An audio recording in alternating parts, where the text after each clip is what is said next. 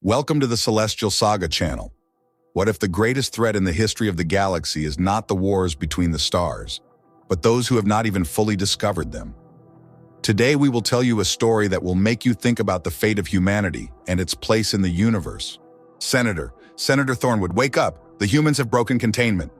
Thornwood shot up in bed at the shout, immediately spotting his attendant, Alistair, standing by the end of his bed. Alistair was small, with a round body and two squat legs. Normally, the Telnian looked perpetually bored, but tonight he seemed agitated. His single large eye, which dominated his round body, was wide open, and he nervously fiddled with the hem of his vest broken containment. "What do you mean?" Thornwood asked in disbelief. "I don't have more information, Senator, but an emergency Senate meeting has been called by Emperor Calazar himself. I'm to take you to the Great Armillary immediately," Alistair replied, his voice laced with concern. "Very well, wait outside while I dress," Thornwood instructed. Alistair quickly bowed his head and rushed out of the room, pulling the curtain flap closed behind him. Alone, Thornwood swung his forelegs over the side of the bed and stretched his back and arms upwards. His small horns, which circled the crown of his head, poked into his thick red skin, but the sensation was too minor to cause any discomfort. Now that he felt more at ease after the abrupt wake-up call, he stood and began to dress. He donned his long purple robes, identifying him as a senator, and a silver circlet bearing his family crest. After all, he was a Morlaw, and lineage meant everything to his people. Alistair was waiting in the hallway, nervously scratching the floor with the claws on his left foot. The small attendant turned and led the way through the lavish family estate. As they walked, doors to opulent rooms lined the hallway, giving glimpses of the grand furnishings inside. They passed a sitting room with leather chairs arranged around a fire pit, a library filled with books from various settled systems curated by his grandfather, a trophy hall displaying rare kills from his uncle's exotic hunts, and an armory housing weapons from a darker time long past, an era of war, from which many of his family's weapons were forged once outside. Thornwood looked up at the sky, still a deep purple and red from the Morlanian night. "What time is it, Alistair?" "About halfway through the night, sir. I'm sure none of the senators will be thrilled to be summoned at this hour." "Ah, watch your step," Alistair added, holding the door open to the sky skimmer. "For the ancestors' sake, what could be so urgent to call us at this time?" Thornwood muttered, stepping into the skimmer and taking his seat. "I don't know, my lord, but it's certainly important we should hurry," Alistair said, as he ran around to the driver's seat. He started the engines. The burst engines roared to life, and the sleek silver craft shot into the sky. Thornwood usually enjoyed the flight over his lands, but tonight, an ominous feeling hung in the air. He hoped it was just his nerves, not some dark omen. Trying to dismiss the feeling, he focused ahead, where the great gates came into view. The gates had been built 1,000 years ago, at a time when his people had just celebrated 5 centuries of peace and 200 years since mastering the splitting of the existential particle that granted them limitless energy. That was when the scions of the Imperial Court had made contact, telepathically instructing them on how to build and power the gates that allowed travel between worlds. The gates had made interstellar travel possible, and all member species of the Empire were required to meet certain milestones before gaining access to the Empire. The humans hadn't even achieved peace among themselves. What could they have done to warrant a meeting with the Emperor? Thornwood was pulled from his thoughts as the skimmer touched down between the two massive gates. He knew one gate led to the Nexus, a nearly planet-sized hub that connected the worlds of every species in the Empire. Thornwood had used it only once during his political training when he visited another world. The gate they were heading to, however, led to the seat of the Empire, home of the psionic Phelan species, and the meeting place of the Imperial Court. Alistair hurried around to open the door for Thornwood, giving him a slight bow. Thornwood smiled. He didn't believe in servants, but Alistair's sincere dedication to his role always comforted him. "Let's not keep anyone waiting, faithful attendant," Thornwood said, stepping out of the skimmer and walking toward the portal. Alistair closed the door and followed him, keeping pace despite their difference in size. When they reached the threshold of the portal, they paused. "Are you ready?" A soft, whispery voice echoed in their minds. "We are," Thornwood responded aloud. A silver hand with 10 fingers and 2 thumbs reached toward them. Another hand reached for Alistair. Together, the hands grasped their shoulders and pulled them in. Thornwood felt his consciousness leave his body, the edges of his form dissolving as his mind was wrapped in a cocoon of psionic energy. Thornwood tried to push aside the grim truth of the gates, but once he thought about them, it was impossible to ignore. Traveling between worlds wasn't really traveling in the traditional sense. After all, the gates weren't teleporters. Instead, they acted as amplifiers for psionic signals, allowing a scion to mentally reach across infinite distances. A scion would use their abilities to pull your mind out of your body, memorizing every detail of your physical form, down to the smallest existence particle. Your body would be disassembled on one side, then reassembled on the other, before your mind was placed back inside. Trying to travel without a scion would only result in death. This system, harsh as it was, helped maintain peace, ensuring the Empire's power. You either cooperated or were cut off, stranded on your own, but it worked. And the Empire had treated all its members equally, with none benefiting more than the others. As Thornwood's thoughts slowed, he knew the journey was nearing its end. Then, just as quickly, everything seemed to halt for a split second, and a breeze brushed across his face. They had arrived, and he was back in his body. Thornwood opened his eyes and bowed to the Phelan scion who had assisted them in the passage. Alistair followed suit, though he bowed deeper. The Phelan was slightly shorter than Thornwood and much thinner, with 3 red eyes arranged in a vertical line down the center of his triangular face. His long arms hung limply by his sides, and he was panting, slouching slightly on his double-jointed legs. His silver skin glistened with sweat, giving him the appearance of liquid metal. Clearly, he had been working hard. Pulling senators from the gate one after another was no easy task. Other Phelan nearby were in similar states, with another team standing by in case the fatigue of the current scions became too much to safely continue. Thornwood straightened up from his bow and spoke, "We thank you for your effort, Mind Puller. Are we among the last?" The Phelan's voice whispered into Thornwood's mind, still panting from the exertion. "Not even close. We still have half of the core to pull through. Don't worry about us. We've trained for this. Make sure not to overexert yourself and get plenty of rest and food afterward." "Thank you again, Mind Puller," Thornwood said, turning toward the massive hallway that led to the court chambers. This hallway, like everything on the Empire's foundry, the capital world, was grand, and opulent statues of each member species' first senator lined the walls, displayed in the order they had joined the Empire. The older statues were closer to the court hall, while the newer ones stood nearer the gate. There was still room in the hall for more species.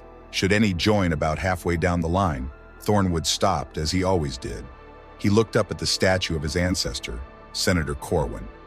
It had been Corwin who received the scion's message, oversaw the construction of the gates, and helped secure their place as a respected member of the court. Alistair reached into his vest and pulled out a small incense stick made from flowers native to Morlow. Along with an igniter pellet, he offered them to Thornwood, who took them. Thornwood placed the incense stick in a small hole at the base of the statue. Between its feet, he then held the igniter pellet to the top of the stick and pinched it. A small spark flared up, and a thin stream of smoke rose into the air. Thornwood stepped back and bowed so deeply that his horns nearly brushed the floor. As he did, he solemnly said, "Guide me, Ancestor Corwin, for tonight your counsel may very well be needed for our honor and for yours. I shall uphold our values. May I merit the honors you earned." After a moment of stillness, he stood tall, squared his shoulders, and continued his walk toward the court hall. Along the way, he noticed others following the same ritual. It was custom for all in the Empire, and the hallway smelled of 1,000 different flowers from 1,000 different worlds. It was a unique experience, one only to be found here, and it was truly beautiful. Thornwood and Alistair reached the court hall as quickly as Alistair's little legs would allow. Thornwood could have easily outpaced him, but that would have been inappropriate for a senator. Besides, he liked the little Telnian. They entered the main chamber, which consisted of ring-shaped tables, all centered around a large dais. The tables gradually increased in size. Each one surrounding the last many senators were already seated at their assigned spots. Representing their planets, Thornwood and Alistair took their place at a table about halfway from the dais in the center. As with the statues in the hallway, the arrangement of the tables reflected the order in which the species had joined the Empire. More senators and their attendants continued to stream in, and Thornwood had the distinct impression that the Emperor might have summoned every senator. If this were true, it would be the first time in Thornwood's lifetime that such a full council had been called. The thought sent a chill through him. This was far more serious than he had initially thought. He and Alistair waited patiently as others took their seats, exchanging tense nods with a few senators near them. It was clear that everyone was unsettled by the sudden summons and what it might mean. The humans have broken containment.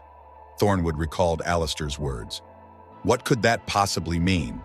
It seemed impossible, right? Thornwood shook his head, knowing he would soon have answers. A deep, resonant note rang out, vibrating through the chamber and silencing everyone. Thornwood looked up to see a large disk of clay hanging at the far end of the room. Two Solaran attendants, each holding a large leather mallet, struck it. Another note echoed, followed by a moment of silence. Then a third note reverberated through the room. The attendants lowered their mallets to their sides and stood still. And then Thornwood saw him. The Phelan Emperor appeared from behind the disk, moving quickly to the dais in the center of the room. He paused, surveying the Senate before speaking. Senators, I have summoned you all to address some grave developments. Some of you may already be aware. Others may be completely in the dark. Allow me to explain so we can all be on the same page as we decide how to proceed. I called this council to discuss a species we have been monitoring. They call themselves humans. Their planet is called Earth, and their solar system is Sol. This system lies at the edge of our territory. The Emperor paused, letting the weight of his words sink in. Thornwood was already familiar with the humans. The Empire had been watching them closely, gathering information through psionic means. They had the potential to join the Empire, but they had yet to make peace among themselves. We once thought that perhaps one day these humans could join us, the Emperor continued, his tone cold. He hesitated before adding, nearly whispering, but they have broken evolutionary law. Silence swept over the chamber, thick and heavy, as everyone struggled to process the shocking claim. What do you mean, broken evolutionary law, my liege? A senator's voice broke through the stillness, asking the question on everyone's mind. A good question, the Emperor replied. We know that evolutionary law dictates a species must first tame themselves and establish peace. Then, they must tame the existence particle, unlocking energy. Finally, they must follow the Phelan in building their gates, mastering distance, and achieving unity. This is law, not because we enforce it, but because it has always been that way. It's law in the same way gravity is, just a fundamental truth. He let the last sentence hang in the air. But the humans have defied this order. An uproar erupted as questions flooded the room, but one stood out, shouted in unison from 100 voices. How? The Emperor allowed the question to echo for a moment before raising his silver hand. The room instantly fell silent. We've been watching them, reaching into their minds when we can. Just last night, we uncovered horrific truths about them. The humans have had another war among themselves, fueled solely by their hatred for each other's appearances and beliefs. This conflict has consumed their entire planet. There is not a single region untouched by it. The Emperor paused, letting the gravity of his words settle before continuing. And in this war, they tamed the existential particle. They weaponized it and used it against each other. A hushed gasp filled the room. That's right, the Emperor said, his voice heavy. Instead of using this power for limitless energy, they've chosen to unleash it as a weapon. They dropped a bomb armed with existential particles on not one, but two of their cities. And they didn't target their armies. They attacked their own people, their citizens. These humans are obsessed with war. They've taken it further than any other sentient species before them. He paused again, allowing the weight of his words to settle. It's worth noting that with the distance between us and their world, even with our most powerful scion leading the operation, there's still a significant delay in the information we receive. They are working to shorten this delay, so we can better monitor this growing threat. And make no mistake, these humans are a threat to us, if this is what they're willing to do to their own kind. He fell silent, and a projection appeared in the air above him. A massive cloud, broad at the top, thinning at the center and bottom.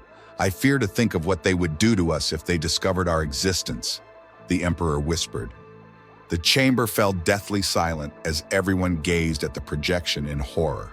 No one had ever imagined that a species could have such a deep, destructive thirst for war that they would turn it on their own world, let alone their own people. Thornwood struggled to keep his stomach from turning. At the back of the room, a senator stood and calmly asked, "My lord, may we have more information on these humans? Perhaps their history, their patterns." We need to understand what we know so we can act based on reason, not fear, especially considering the time delay in our information. The Emperor turned and nodded. Of course, there is another matter at hand. I have one of our lead researchers here to brief you all. He stepped down from the dais and moved to his seat at the front of the room, indicating his planet's founding status within the Empire. One of the Phelan Scion attendants stepped forward and took the dais. "Greetings, honorable senators," the attendant said with a bow. "We have gathered what we believe is an accurate account of the humans' history, up to the shocking news the Emperor has shared. They are the youngest species we've encountered, by far the youngest to have tamed the existential particle. According to their own records, their species only evolved around 300,000 of their Earth's years, or revolutions around their star." The chamber erupted into chaos once again. Shocked murmurs filled the air. No species had ever advanced so far, so fast to manipulate and even detect the existential particles. "How is this possible?" was the prevailing question, echoed by fearful voices across the room. The Emperor rose and shouted, "I demand silence. We will have order in this meeting, or we shall not have it at all." Instantly, the room fell still. The threat of ending the session hung heavily in the air, like a hammer poised to strike Thornwood couldn't help but wonder, could the Emperor be serious enough to declare war over this? The Phelan researcher cleared their throat and continued, "Yes, they have advanced that quickly. From what we've gathered, their rapid growth and scientific acceleration seem to be driven by a single motivating factor. Wartime and time again, throughout their history, they've followed one repeating cycle. Advancement leads to prosperity. Prosperity leads to competition. Competition leads to war, and war leads to further advancement. From their earliest days, they've been trapped in this loop. They've never broken from it. So, Senator, you ask what lesson we can learn from the human pattern? That is it." The researcher paused, giving the room a moment to absorb the revelation. Now, for the other issue the Emperor mentioned, the humans have achieved space travel. They've created massive combustion rockets that they strap themselves into and launch into the Great Void. This, too, is unprecedented. They've landed on their moon and successfully returned to their planet. They've escaped the natural boundaries of their world. The room grew deadly quiet as the weight of this new information sank in. The thought of a species advancing so rapidly through self-destruction was a horrifying concept. Evolution and progress were meant to be driven by peace and shared knowledge. The idea that these humans could have been candidates for the Empire sent a chill down Thornwood's spine. He stood and declared, "We cannot let them join us. We cannot allow them access to the gate technology. They must be contained to their own system." A roar of agreement filled the chamber. Thornwood sat back down, but he felt a tug at the hem of his robe. Alistair stood next to him, holding a cloth. He leaned in close and whispered, "My lord, your brow." Thornwood realized that the revelation about the humans and the projections still hanging in the air had caused him to begin sweating in fear. He took the cloth and wiped his face. As he did, he noticed the Emperor rising to walk toward the dais. He stood next to the Phelan researcher and surveyed the room. "I see the same fear that grips me has taken hold of all of you as well," the Emperor said. "This is understandable, given what we know. But Senator Thornwood is correct. So long as we do not share the gate technology with the humans, and as long as they remain unaware of our existence, we will hopefully remain safe. Let them wage war among themselves. Perhaps in a few 100,000 years, they will have learned peace, or perhaps they will destroy themselves in the fires of their own conflict, or they may continue to master the Great Void and eventually find their way here." He stopped and shook his head, his shoulders slumping in defeat. The Phelan researcher gently placed a hand on the Emperor's shoulder before stepping down from the dais and walking away. "But I cannot simply do nothing," the Emperor said with a sigh. "The possibility of this threat is too great. Some form of action must be taken." He paused, then continued, "I submit new laws regarding the humans." The room grew tense as the Emperor outlined his proposals. In summary, it shall be forbidden to contact the humans without the express consent of the entire sitting Senate.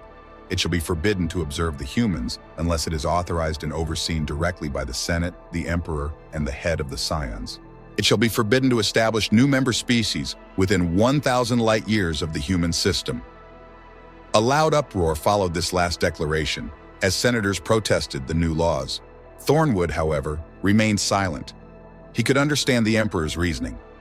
If new member species were discovered too close to the human system, there was a real risk that the humans could learn of the Empire's existence, especially if they saw a new species constructing their own gates. Though the humans could not yet travel through the gates without the help of the Scions, their rapid technological advancement posed a serious risk. There were many ifs, but the humans' progress was undeniably terrifying. Those ifs might be the Empire's only safeguard, especially considering they were already launching rockets into space. The Emperor allowed the senators to voice their objections before addressing them all at once. "I understand," he said, "that these laws will limit and potentially punish members who have yet to be discovered, but these humans present too great a threat. We cannot take the risk. We must look elsewhere for new species to join us." He paused. "These laws will be voted on, and if they are not passed, I will respect that we decide our fate together. That is the very essence of our empire." As he finished, small interface monitors rose from the tables in front of each senator. It was time to vote on the proposed policies. Thornwood voted in favor of all three provisions, confirming each one twice before waiting for the rest of the council to cast their votes. As he glanced around, he saw many senators quietly consulting with their attendants. The Telnian attendants were particularly adept at moments like this. They had a way of helping their masters navigate difficult decisions simply by talking them through. That was why their species had chosen to serve as attendants, rather than taking a seat in the Senate themselves. It seemed that this vote wasn't going to be as simple for the other senators. Thornwood understood why his species was one of the few that still had records of their own wars. He was one of the few whose family had risen to prominence through war. He was also one of the few who still felt the weight of guilt for some of his ancestors' actions. He would do whatever it took to restore their honor, even if it meant blocking a new species from joining the Empire. It took some time, but eventually, every senator had cast their vote. When the votes had been counted and double-checked, the Emperor rose and returned to the dais. He slowly surveyed the room, ensuring he took in every senator before speaking. The vote stands as follows. The first and second proposed laws have been approved and will take effect immediately. There will be zero tolerance for violations with strict enforcement. The third law has been approved on a provisional basis by a narrow margin. It will only be enacted if a state of emergency or war is declared by the standing Emperor stars. Forbid we ever reach that point. The Emperor turned his gaze toward Thornwood and continued, "I now ask for volunteers. I wish to form a special task committee to create contingency plans. Who among you would join?" He paused before adding, "I wish to be included, but I believe it would be best if led by one who knows war." "Senator Thornwood, I ask you to take the lead on this. I know you have as much interest in keeping the Empire at peace as I do. Will you do this for me?" Thornwood was stunned. He had never been singled out by the Emperor before, nor did he realize the Emperor understood his motivations so well. He glanced at Alistair, who gave him a silent nod. Thornwood stood and addressed the chamber. "You honor my ancestors and myself. I accept this task. Who will join me, so that should the worst come to pass, we may be prepared to secure peace?" The room was silent for a moment, and Thornwood feared no one would volunteer. Then the Helsinki senator stood. He was a large, purple, gelatinous mass, as all of his species were shortly after. A small, bipedal, feather-winged senator from the McAllister rose as well. These were senators whose species had documented their conflicts. Thornwood nodded in approval. These senators were perfect for the task. They understood the need to avoid conflict with the humans just as he did. "We shall get the job done, my Emperor," Thornwood said with a bow. The volunteers bowed as well. "I could not have asked for more. Thank you, senators, for your time today. If there is nothing else that demands urgent attention, the session is now over. Those of you on the new task force, please stay so we may discuss that further." The Emperor had just finished speaking when a scion burst into the room, interrupting him. "Well then, what is it?" the Emperor demanded, his voice sharp. "We've made a grave mistake," the scion said hurriedly. "The information we had was about 24 of their Earth years out of date. As you know, we've been seeking ways to gain more up-to-date intelligence. We tried one method, and we believed it was promising. We used what the humans call radio waves to amplify our own psionic signals. We intercepted news broadcasts from the human year 1977, the most recent we've been able to detect." The scion paused, looking nervous. "And?" the Emperor pressed. "The humans detected us. They know of us now," the Scion said meekly. The room went completely still. What was their response? How much do they know? Will they bring war to us? The Emperor fired off the questions with authority. We don't know, sir, the Scion replied, cringing. As soon as we realized they detected us, we ceased all signals. Thornwood knew the Emperor would not harm the Scion. He was too kind for that, but he couldn't help but sympathize with the messenger, who had delivered such dire news. Thornwood felt his legs give way beneath him, and he collapsed into his chair, stunned. The humans, who had unleashed the fury of existence upon each other, who had launched explosive rockets into the great void, who had defied every pattern except war, now knew of them. Thornwood felt the fear and perspiration return, but this time it was far worse. The pressure of his new role and the task ahead pressed down on him like a crushing weight.